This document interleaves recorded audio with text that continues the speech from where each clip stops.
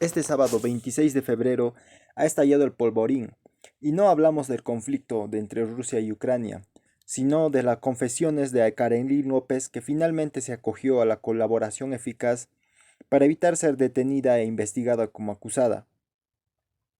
Y en estas confesiones confirmó lo que ya se tenía investigado acerca de la organización criminal que manejaba Pedro Castillo, y que lo hacía, uno, para enriquecerse a sí mismo, y dos, para pagar favores que le debía a diferentes, no solo políticos, sino empresarios que lo habían apoyado en su campaña. Y, el año pasado se jactaban los lapicitos que su campaña era humilde, que nadie les pagaba, que no había intereses de por medio, que los financiaban eran los mismos partidarios, los microempresarios, que habían puesto su fe en ellos. Sin embargo, claramente había un favorecimiento, no solo del dinero de los dinámicos del centro, sino de otra organización criminal que se había estado montando y cuyo objetivo era finalmente llegar al poder y repartirse el poder. Y lo hemos ido viendo, como no solo de la boca de Karen López, como anteriormente dije, ya todo esto ya estaba investigado, ya había investigaciones periodísticas, y solo era cuestión de tiempo para que uno de los involucrados finalmente cediera a la presión de la justicia, porque nadie va a meter sus manos al fuego. Bueno, por el dinero sí lo hicieron, pero nadie va a hacerlo por Castillo.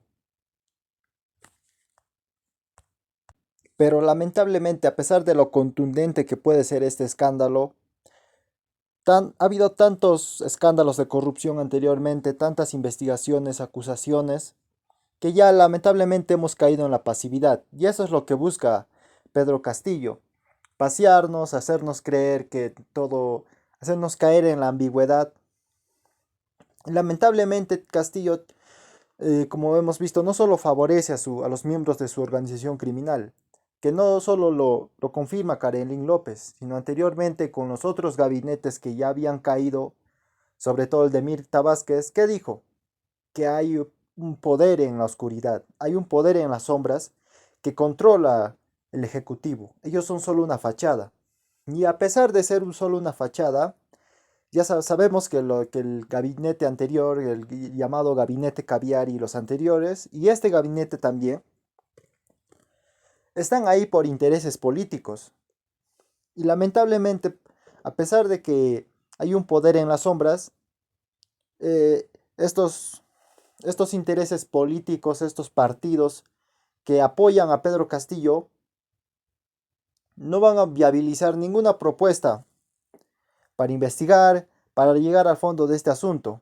Pedro Castillo está blindado debido a las limosnas que les ha dado a cada uno de los partidos que lo apoyan.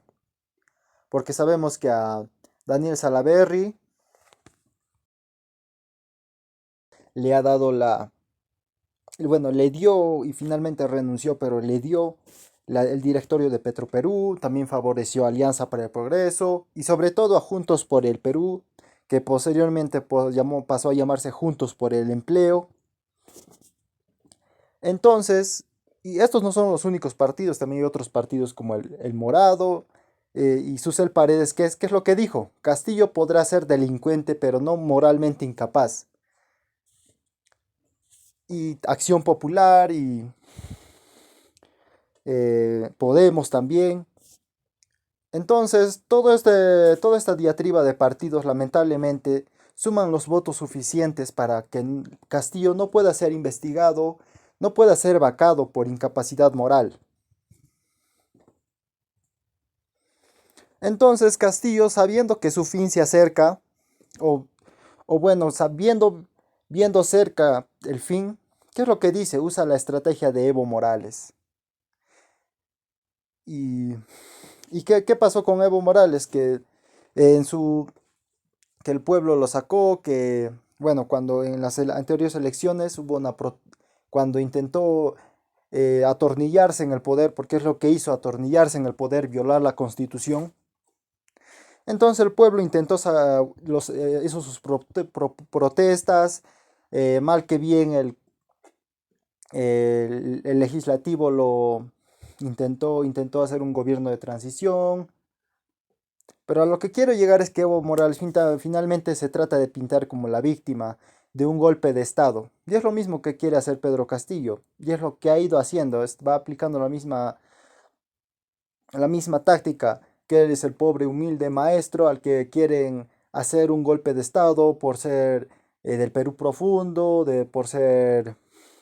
por cuestiones de racismo, por cuestiones de clasismo, discriminación.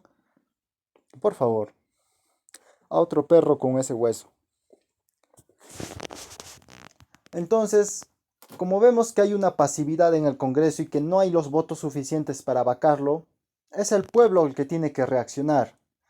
Lamentablemente nos llamarán golpistas, nos llamarán traidores, no sé, pero es que el Congreso ya está tomado por, por Pedro Castillo y su mafia. Entonces, una, para forzar la justicia, para forzar la vacancia, lamentablemente si se tiene que dar, el pueblo peruano tiene que reaccionar. ¿Por qué? Porque los que antiguamente hacían las, las marchas, como son los bicentenarios, los antifujimoristas, todos esos están en sus madrigueras. No van a salir y si van a salir va a ser para respaldar la corrupción de Pedro Castillo. Porque a estas alturas, si apoyas a Pedro Castillo, porque puedo entender, como dije anteriormente en otros videos, que tú apoyes a Pedro Castillo, lo hayas apoyado porque confiabas en él, porque veías algo distinto que otros políticos no tenían, tal vez honradez, tal vez honestidad. Pero si después de todo lo que ha salido sigues defendiéndolo a capa y espada, es que eres cómplice de la corrupción y no tienes derecho de hablar de la corrupción, de hablar de Fujimorismo, de hablar de otros gobiernos, porque tú eres cómplice de los corruptos también. Y bueno, veremos en qué termina esta situación. Solo la única reflexión que podría dar es que es el pueblo quien tiene que movilizarse, es el pueblo el que tiene que tomar la acción para salir de esta crisis política. Se despide Patria Liberal.